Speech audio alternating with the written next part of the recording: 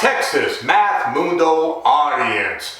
Today, I want to talk about my grading room peeves. I'm fresh off the heels of attending the Katy Seven Lakes UIL A tournament this past weekend. It was a lovely event. Again, Katy Seven Lakes Spartans and Paul Stroud never failed to impress. There were many schools there, despite a fire drill to start off the day. Things all went well. Everybody had a good time. It was a great tournament.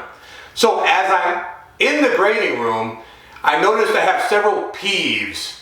So I wanted to share those peeves with you, and I decided to make this short video. Okay, let me take a quick moment before I share these peeves with you to ask that if you enjoy this content, would you please hit the subscription button and the notification bell, that you leave a comment below, and if you smash that like button. Let's spread this joy, let's spread this beauty to as many people as possible. Okay, first of all, I want to say the beauty of competing in number sense, calculator, math, science, these are objectively scored exams. So really, you're only limited by your skill, your ability. It's right there. It's just like chess. There's no hiding it, there's no disguising it. Your ability, your skill is what dictates how well you do in these competition settings. Objectively scored. So there's I love that aspect of number sense, calculator, math, and science. You are judged by your ability and your skill. That's the beauty. Having said that, in the grading room, it's a wonderful place, the grading room. It's where we network with other coaches, may I say, even bond, I say, with other coaches. And we get a first-hand look at your papers, and so it's a beautiful place, the grading room. But there are a couple of things I do find annoying, and I want to share these peeves with you. First, writing in red. Guys, don't write in red if you can help it. I mean, I guess it's not against the rules, and you can write in red, I suppose, and it's not gonna impact your results. But from a grader's perspective, in the grading room, although we often use different colors to distinguish coaches, just in case we have to take care of a discrepancy, so we can find each other easier. Red is almost always a color somebody's grading in, and it's really annoying to try to grade a paper where the answers are in red. So my first pet peeve is writing in red. Second pet peeve is bad handwriting. Guys, I use glasses to read, and even with these glasses, sometimes I cannot read your handwriting. We try to determine your handwriting, but it really gets annoying when it's very sloppy. And I understand some of you all are future doctors, and that just comes with the territory, writing horribly. The rule is, I believe, is to poke a hole in the paper, isolate the digit in question, ask 3 people what they interpret that digit to be, in isolation from the rest of the paper.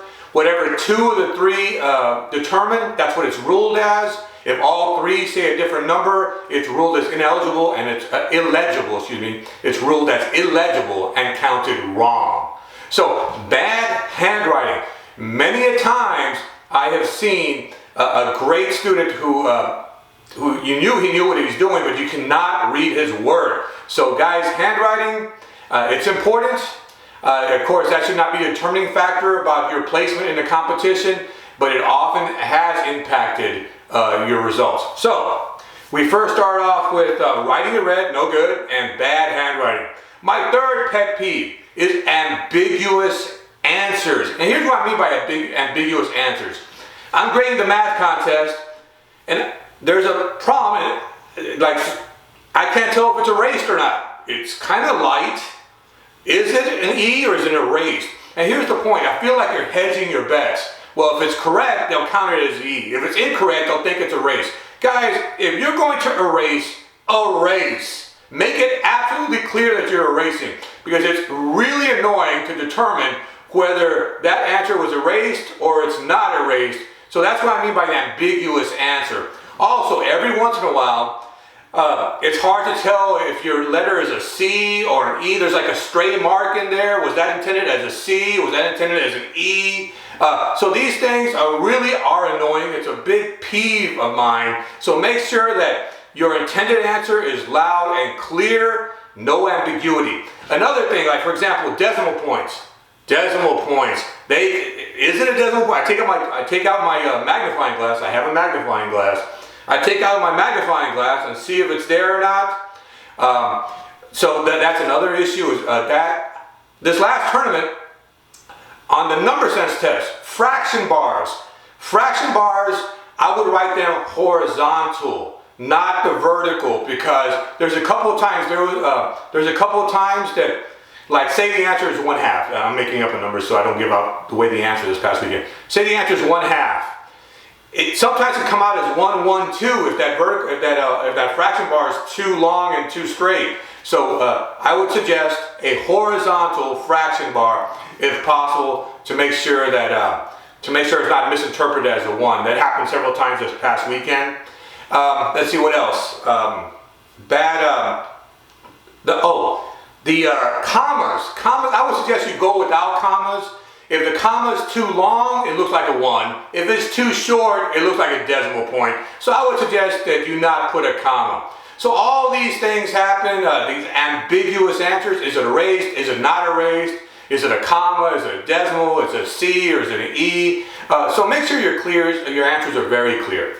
So that's my third pet peeve. My fourth peeve, this is a big one, guys. You know, I'm already tired. It's the weekend. We get minimal pay if we do it at all. And so it's a labor of love. We love being there. But when, especially a newbie, this happens with newbies, they answer every single question, either like on the math test or the science test.